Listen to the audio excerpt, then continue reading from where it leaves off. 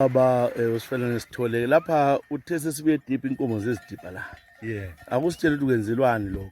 Inkomo sezidibha lapha sizama ukuthi sireduce i-population yemikhaza. Imikhaza ngesikhathi sezulu lesinjengoba siyakwazi sonke ukuthi iyamultiply masinyane.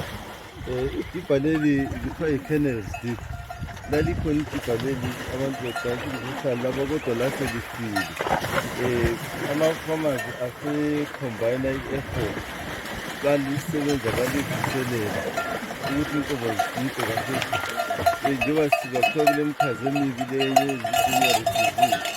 So sizama ukuthi la siyenqabele ngokudibhisa. Sidibhisa okade sidibhisa weekly ukwenzela ukuthi sireduce i-population yemikhaza ngokuphindiweyo. Lapha wenzelani lapha umkhaza usakhuluma ngemikhaza enjani le? Kunomkhaza omubi lo mkhaza okuthiwa wenza i-junior disease. Leminye nje imikhaza ngoba imikhaza le iya-reduce i-quality of beef esiyitholayo. Iyabulala iskin ngoba iskin i-height yenkomo iqakathekile emazweni. Ama-by-product enkomeni i-height imikhaza iqina la isimbi iquality yakhona ingasasebenziseki commercially. So kuqakathekile ukuthi inkomo zidibhe ngazo zonke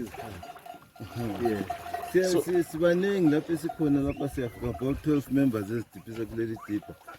Idibhe lalivuselele. Esalivuselelayo yes njengenasinge njengama-farmers.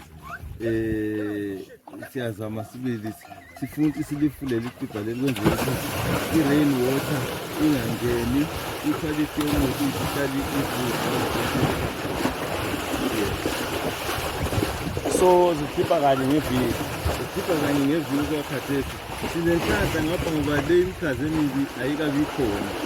So siyenza yona le general shipping schedule sikayatshintshi ku-554. Ngale silabhusi labo-Brixton sekesenza ischedule sabantu eyi-554.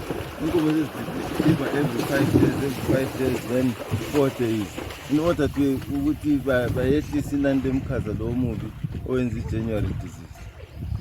Yeah.